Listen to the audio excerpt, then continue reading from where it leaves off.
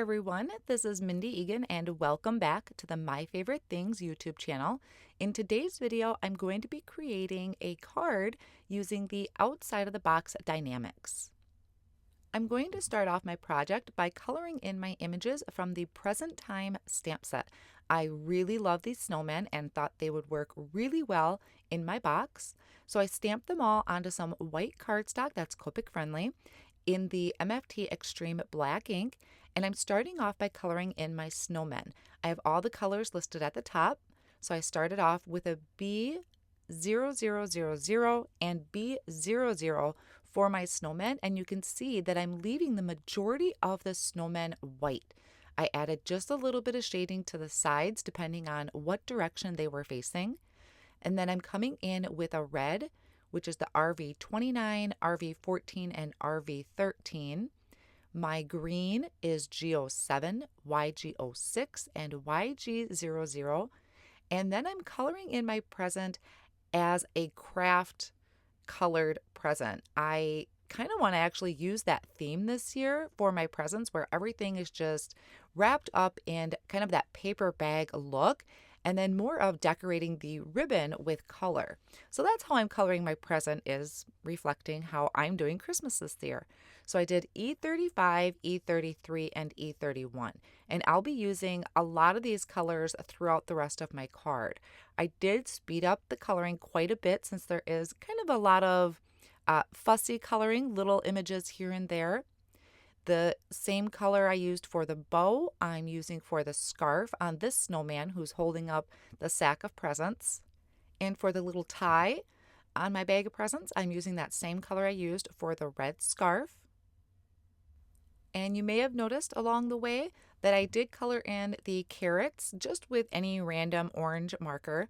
I also did the little buttons on them in a gray, and then adding in that same gray combination for the mouth, and I did add in R21 for some cute little rosy cheeks.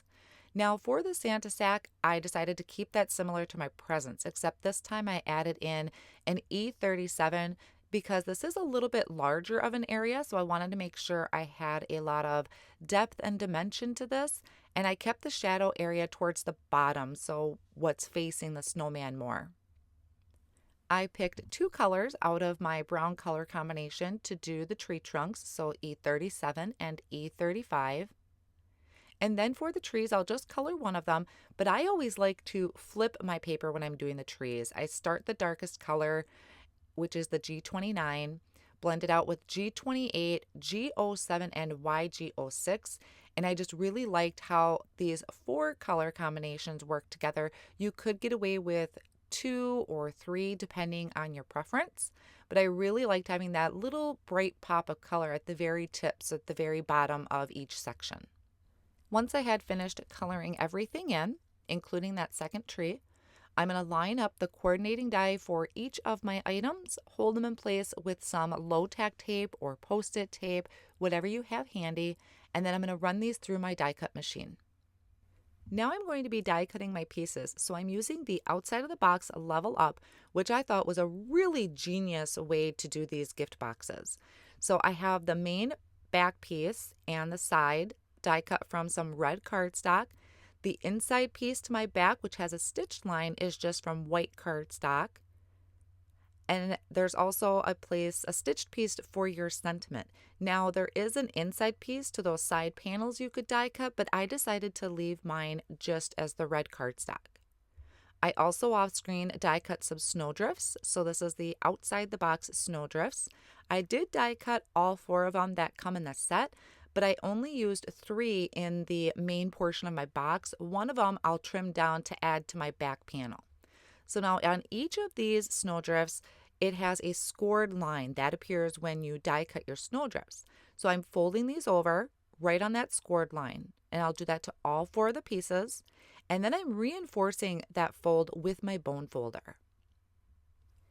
On each of the side panels for our outside of the box also has some score lines that are in there when you die cut these. So I'll fold those over as well on each of those sides, and then also on that skinny piece that'll be the front of our box, and I'll be reinforcing those folds with the bone folder as well. So I'm using the pointy end of my bone folder. Both of these ends come in very useful when creating these boxes. Once again, just folding that over right on that score line and reinforcing that fold. Then I'm going to take some double-sided tape and I'm going to place that along each of those little flaps that we just folded over. I'll do that to the 3 red pieces that I have here. And I will also do this to my snowdrifts. This is how I usually will put my boxes together. I really like the strength of the double-sided tape. So whatever you have on hand, you could also use a regular tape runner or you could use liquid glue. Now what I also like to do is take the other end of my bone folder, so the flat end, and I am kind of burnishing that into the cardstock. So I'm really pushing hard. This is going to make sure that that double-sided tape is adhered really well to those flaps. And I'll do that to all of the pieces that I put the score tape on.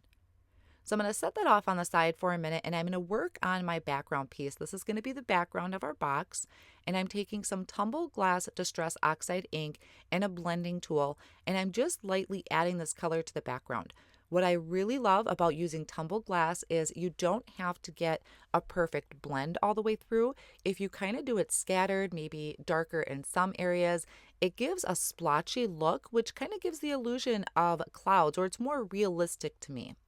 Now I'm taking a spray bottle, and this is the Tim Holtz Distress Sprayer, and I'm only half pressing that lever, so it's going to give me really big water droplets. And then I'm dabbing that up with a paper towel. So it really gives the illusion of kind of a light snowfall. I'll now work on the assembly of my box, starting with these side panels. I removed one side of that backing for the double-sided tape. I'm going to line this up with the one side of my back panel, making sure those edges are flush, and then I can take my bone folder and burnish that into that back cardstock so that really sticks together well. Now another way you can do this is if you open up that flap a little bit, butt it up right next to that back panel, and then place that flap down. That's another way you can put these together. Now I have my snowdrifts, and I was kind of getting an idea of what drift I wanted in the back. It doesn't really matter, but I kind of was getting an idea what I liked. So I decided I'm just going to be using 3 of them. I'm going to remove the backing on one side of my snowdrift, kind of get an idea about where I want that lined up, and I want to make sure it's on the left side of that fold line. Then I can place that down. This is giving you an idea how this is going to look. I'm only working with the left side right now.